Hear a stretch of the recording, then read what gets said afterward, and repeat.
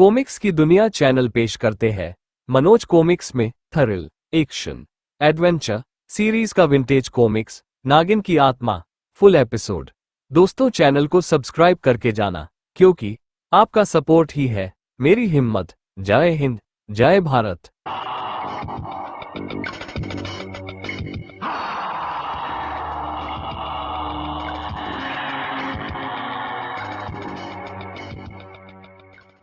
नागिन की आत्मा, लेखक इंसार अस्तर, चित्रांकन दिलीप कदम, तुषार लश्करे, वीडियो एडिटिंग राज चावड़ा। जयप्रताप आधी रात के समय शहर में लौट रहा था। शॉर्टकट लगाता हूं।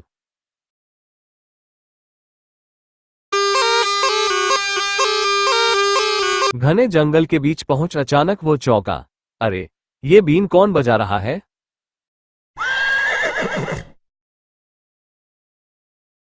उसने घोड़े को काबू करने की कोशिश की।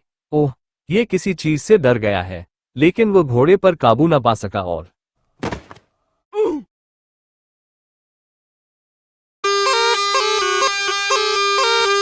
बीन की यह आवाज उन झाड़ियों के दूसरी तरफ से आ रही है।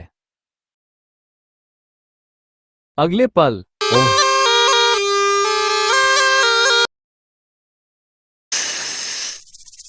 तभी सामने की झाड़ियों से एक भयानक फुकार के साथ नाग कन्या प्रकट हुई। हे भगवान! नाग कन्या उस सपेरे के सामने पहुंच नाच करने लगी। उफ, क्या मैं सपना देख रहा हूं?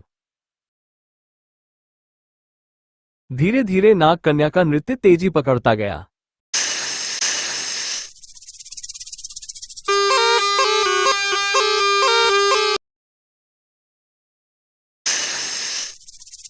कुछ देर बाद, बस शांत हो जा, ले अपना शिकार संभाल। अगले ही पल वो अपने शिकार पर झपट पड़ी। दांतों के द्वारा वह बला उस युवती का खून चूस रही थी, और जब वो खून चूस कर हटी, मोम की तरह पिघलता चला गया उस युवती का शरीर। उफ! अगले पल भय के कारण जयप्रताप के मुख से चीख निकल पड़ी। चीख सुन कालिया सपेरा बुरी तरह गरज उठा। पकड़ो उसे एल! उसके शरीर से लिपटे सांप फौरन हरकत में आए।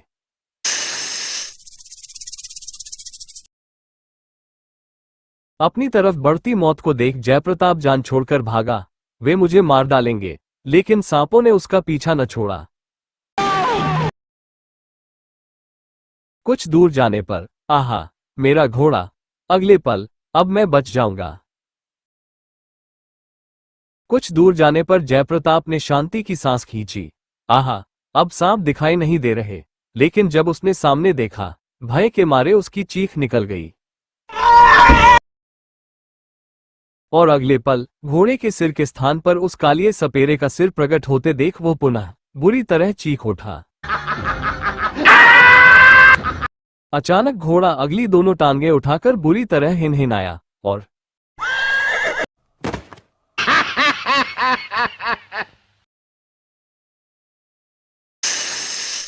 अगले पल पीछे आते सांपों ने उसे घेर लिया। ओफ! तभी नाग कन्या भी वहां आ पहुंची और नहीं, तू अपना शिकार कर चुकी है।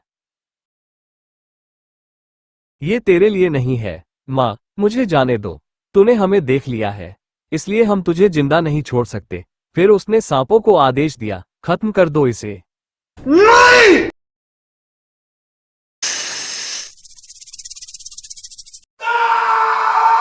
कुछ ही क्षण में जयप्रताप के प्राण निकल गए थे। अब तू वापस चली जा। 10 दिन बाद, मीना, तुम यहीं रुको, मैं जाकर पता करता हूं। पुलिस चौकी माधोपुर। अगले पल वो इंस्पेक्टर संदीप के सामने था। मेरा नाम विजय प्रताप है इंस्पेक्टर साहब। जय प्रताप मेरा छोटा भाई था, और आप उसकी मौत के 10 दिन बाद आए हैं। दरअसल हम घर पर नहीं थे, कल लौटे तो जय की मृत्यु का समाचार मिला, और हम तुरंत यहां चले आए।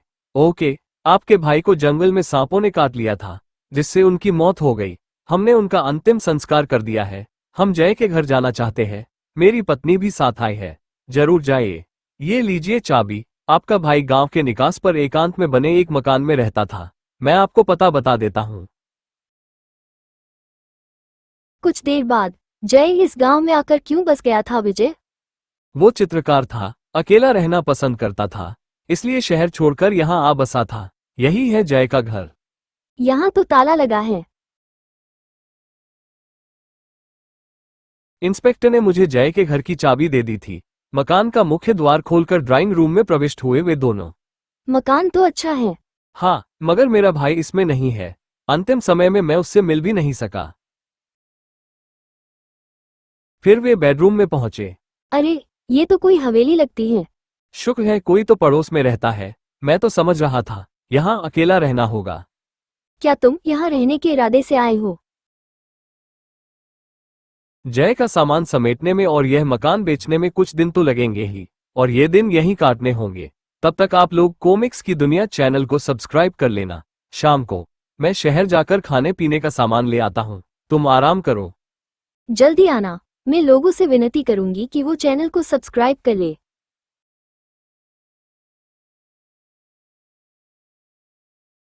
मगर विजय को शहर से लौटने में देर हो गई। कोई सवारी नहीं मिली। इतना लंबा रास्ता पैदल ही तय करना होगा। जंगल से होकर निकलता हूँ, ये छोटा रास्ता होगा। कुछ दूर जाने के बाद ये तो काफी घना जंगल है। गलती की इधर आकर, और जल्दी ही वह रास्ता भटक गया। उफ, लगता है मैं जंगल में भटक गया हूँ। अचानक वो बीन की आवाज सुनकर चौंका। ओह, कोई बीन बजा रहा है।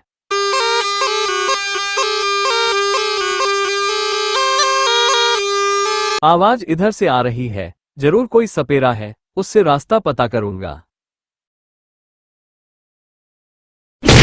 तभी अचानक पेड़ पर से कोई उस पर कूदा। उफ, नहीं छोड़ूंगा। विजय ने पूरी जी जान से अपने को छुड़ाने की कोशिश करते हुए उसे कमर पर लादकर आगे की ओर उछाल दिया। ये साला शायद चोर है। अगले पल, साले धोखे से हमला करता है। जान से मार दूंगा। नहीं, मत मारो। तब बता, मुझ पर हमला क्यों किया था? मैं तुम्हें बचाना चाहता था। तुम बीन का स्वर सुनकर मौत की तरफ जा रहे थे, इसलिए मैंने तुम्हें रोका था। क्या बक रहे हो? मैं सच कह रहा हूं। कुछ दिन पहले जय नामक एक युवक उसी बीन वाले का शिकार बन चुका है। मैंने अपनी आंखों से जय को मरते देखा था। जय तो मेरा भाई था। क्या उसकी हत्या हुई है? हाँ, उसकी हत्या हुई है। मैंने अपनी आंखों से उसकी हत्या होते देखी थी। हा हा हा, मैंने उसे अपनी आंखों से मरते देखा था। हा हा हा, लगते तो तुम पागल हो, लेकिन जय की मौत के बारे में जरूर कुछ जानते हो। मेरे साथ चलो। नहीं, तुम्हें चलना होगा, ऐसे नहीं तो बेहोश होकर। उसे बेहोश करने के बाद घर ले जाकर इससे पूरी बात पता करूंगा। फिर काफी देर तक जंगल में भटकने के बाद वह वापस मकान पर पहुंचा। अरे, ये किसे उठा लाए? विजय ने उसे संक्षेप में सारी स्थिति समझा दी और बोला, ये जय की मौत का राज जानता है। जल्दी ही उसे होश आ गया। आह, मैं कहाँ हूँ? तुम इस समय जयप्रताप के घर में हो? नहीं। अरे ठहरो, पागल चीखता हुआ उठकर भाग खड़ा हुआ था। रुक जाओ।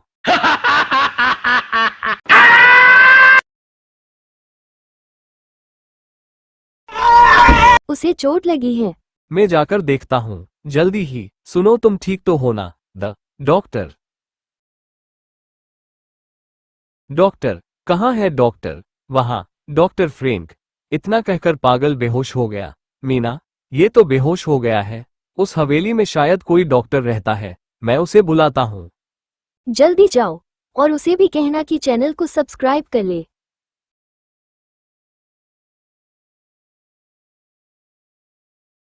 थोड़ी देर बाद विजय उस हवेली के फाटक पर था। यहाँ तो बिल्कुल सन्नाटा है। फाटक खोलकर वो हवेली के प्रवेश द्वार पर पहुंचा और दरवाजे में लटकी जंजीर को बजाने लगा। दरवाजा काफी देर बाद खुला और गर्म हवा का एक झोंका उसके शरीर से टकराया। उफ, क्या भीतर आग दहक रही है। फिर दरवाजे पर एक अधेड़ व्यक्ति प्रकट हुआ। कौन हो तुम? जी मैं आपका पड़ोसी हूँ। एक आदमी घायल हो गया है, प्लीज आप मेरे साथ चलिए। आप डॉक्टर फ्रैंक ही है ना? हाँ, मैं फ्रैंक हूँ, लेकिन मैं दवाइयों वाला डॉक्टर नहीं हूँ। तभी सफेद लिबास पहने एक सुंदर सी लड़की दरवाजे पर प्रकट हुई। कौन आया है पापा? कोई नहीं, तुम अपने कमरे में जाओ एनी। आप मेरे साथ चलकर उस आदमी को बचाने में मेरी मदद कीजिए डॉक्टर। वो मेरे भाई जय की मौत का राज जानता है। आपको उसे बचाना ही होगा। ओह, तुम जयप्रताप के भाई हो। ठीक है, आप 2 मिनट रुकिए, मैं तैयार होकर आता हूं। प्लीज जल्दी आइएगा।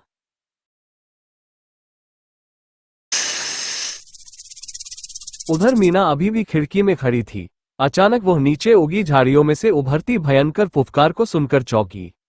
ये कैसी आवाज है? अगले पल झाड़ियों में नाग कन्या प्रकट हुई। चीख सुनकर नाग कन्या ने मीना की ओर देखा। अगले पल उसकी आंखों से तेज प्रकाश की धारा सी निकलकर मीना की ओर बढ़ी। उस प्रकाश की धारा के प्रभाव से मीना बेहोश होकर नीचे गिर पड़ी।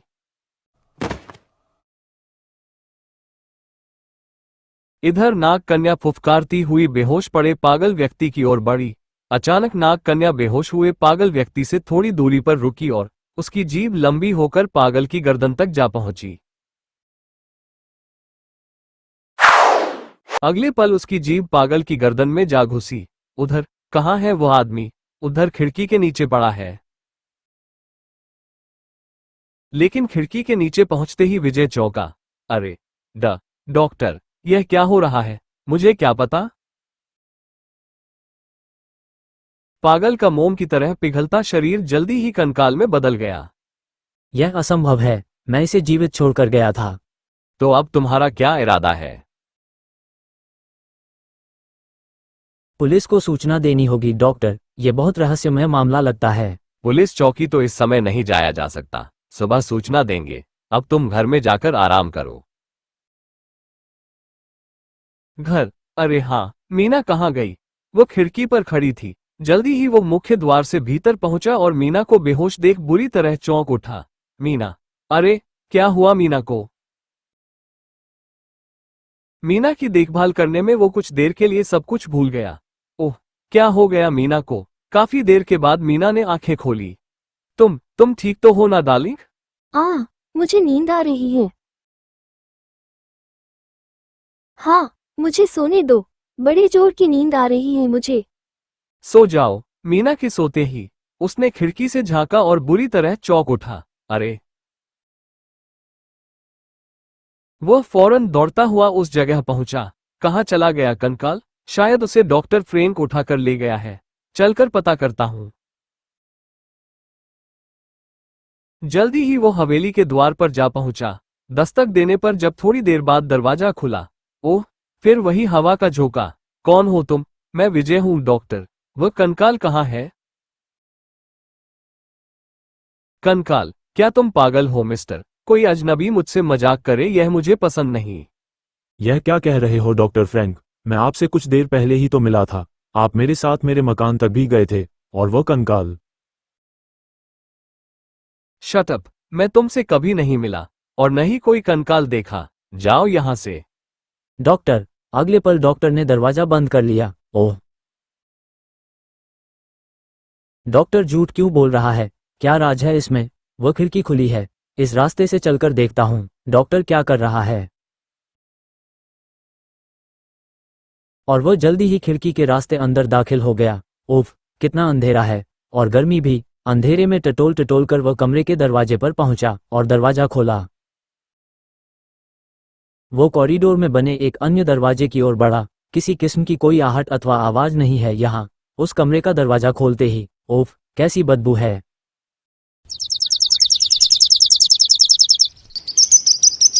भीतर एक अजीब दृश्य था। हे भगवान! कुछ क्षण में उसकी आंखें अंधेरे में पूरी तरह देखने योग्य हुई तो वह कमरे में बने एक अन्य द्वार से एनी को प्रवेश करते देख चौंका। ओह, ये तो एनी है, डॉक्टर फ्रैंक की बेटी। एनी ने शायद उसे नहीं देखा था। वो सीधी खरगोशों के पिंजरे की ओर गई और एक खरगोश निकाला और उसकी गर्दन पर दांत गड़ा दिए। अगले पल वो खरगोश को दांतों से नोच नोच कर खा रही थी। जल्दी ही विजय की सहनशक्ति जवाब दे गई और वो बुरी तरह चीख उठा। अगले ही पल एनी का शरीर नाग कन्या के रूप में परिवर्तित होने लगा। और फिर उसकी भयंकर जीभ विजय की ओर बढ़ी। वो डरकर पूरी शक्ति से चिल्लाया, नहीं! तभी क्या हो रहा है? तुम यहां कैसे आ गए मूर्ख? पहले से ही बुरी तरह भयभीत विजय भूसा खाकर बेहोश हो गया था, और जब उसे होश आया, अरे मैं यहां कैसे पहुंचा? उसने मीना को जगाया और उसे रात की सारी घटनाएं सुनाई। जवाब में मीना ने भी उसे नाग कन्या के विषय में बताया। फिर सारी बात सुनकर वो एक निर्णय पर पहुंचते हुए बोला, मुझे लगता है डॉक्टर फ्रैंक और उसकी बेटी इंसान नहीं है। हमें पुलिस के पास जाना चाहिए। पुलिस चौकी जाकर उन्होंने इंस्पेक्टर संदीप को सारी घटनाएं सुनाई। बड़ी विचित्र कहानी सुनाई है आप दोनों ने, और क्योंकि डॉक्टर फ्रैंक इस क्षेत्र में रहस्यमय व्यक्ति समझा जाता है, मैं इस मामले की अपने ढंग से तफ्तीश करूंगा। Thank you. उसी रात इंस्पेक्टर संदीप चोरों की तरह डॉक्टर फ्रैंक की हवेली में प्रविष्ट हुआ। ओफ, विजय ठीक कह रहा था, यहां अजीब तरह की तेज गर्मी है। अगले पल वो उस दरवाजे से दूसरे कमरे में झांक रहा था। ये डॉक्टर फ्रैंक हो सकता है। ओह, तलवार उतार रहा है। शायद इसने मेरी आहट सुन ली है। अब मैं और सहन नहीं कर सकता। आज फैसला हो ही जाना चाहिए। अगले पल डॉक्टर फ्रैंक ने दरवाजा खोला और बाहर निकल गया। कहाँ गया है वो तलवार लेकर? जल्दी ही वो एक कॉरिडोर में जा पहुंचा। ओह, यहां तो कई दरवाजे हैं। वो तेजी से एक खुले दरवाजे तक पहुंचा और भीतर झांक कर देखा। ओफ, कैसी तेज बदबू है, और साथ ही तेज गर्मी भी। यह शायद डॉक्टर की बेटी एनी है। ओह, यह नाग कन्या है, मगर जीवित नहीं लगती। अरे, ये तो सिर्फ खाल है। उफ, ये तो केचुली है। अद्भुत, मामला सचमुच रहस्यमय है। मुझे उन सीढ़ियों द्वारा नीचे जाकर देखना होगा। जल्दी ही वो तहखाने की सीढ़ियां उतर रहा था। नीचे पहुंचकर जैसे ही उसने बंद दरवाजे को खोला, उफ, ये भाप कैसी है। नीचे तहखाने में एक अजीब दृश्य था। ओह, एक कोने में उसे डॉक्टर फ्रैंक भी दिखाई दिया। उठो एनी, आज मैं तुम्हें अपने हाथों से मार डालूंगा। तुम्हारा मर जाना ही ठीक है। मुझे ठंड लग रही है। आज के बाद नहीं लगेगी। तभी इंस्पेक्टर संदीप की आंखों के सामने एक और अजीब घटना घटी। वहां काले सपेरे ने प्रवेश किया। संदीप सम्मोहित सा खड़ा देख रहा था। हा हा हा, तुम उसे नहीं मार सकते डॉक्टर। आज मैं तुझे भी मार डालूंगा, तो फिर ले।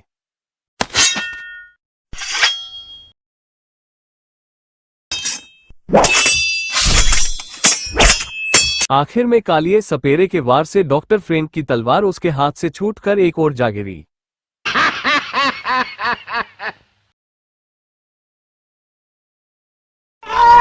डॉक्टर तेजी से एक ओर हट गया। परिणाम स्वरूप कालिया अपनी ही झोंक में कड़ाव में जा गिरा।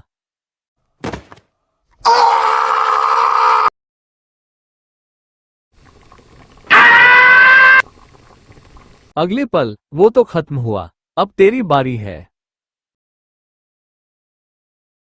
तभी एनी का शरीर तेजी से नाग कन्या में परिवर्तित होने लगा। अगले पल उसकी जीभ लंबी होकर डॉक्टर की ओर बढ़ी। उफ,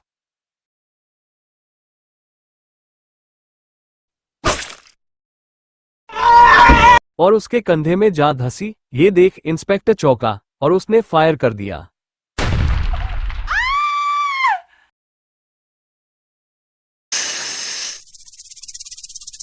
नाग कन्या तेजी से इंस्पेक्टर की ओर बढ़ी। उसे अपनी ओर बढ़ते देख इंस्पेक्टर ने उस पर एक के बाद एक कई फायर किए।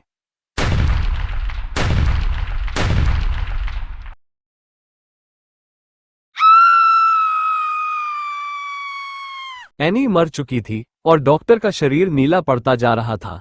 वो तेजी से डॉक्टर फ्रैंक की ओर लपका। डॉक्टर फ्रैंक, तुम ठीक हो ना? ना, नहीं, मैं मर रहा हूं। आह,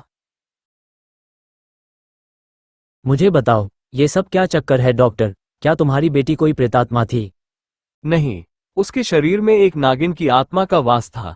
मैं तुम्हें संक्षेप में बताता हूं। एक वर्ष पहले मैं अफ्रीका के जंगलों में गया था। एनी भी मेरे साथ थी। वहां एक कबीला आबाद है जिसके सदस्य जादू जानते हैं और वे सांप की पूजा करते हैं।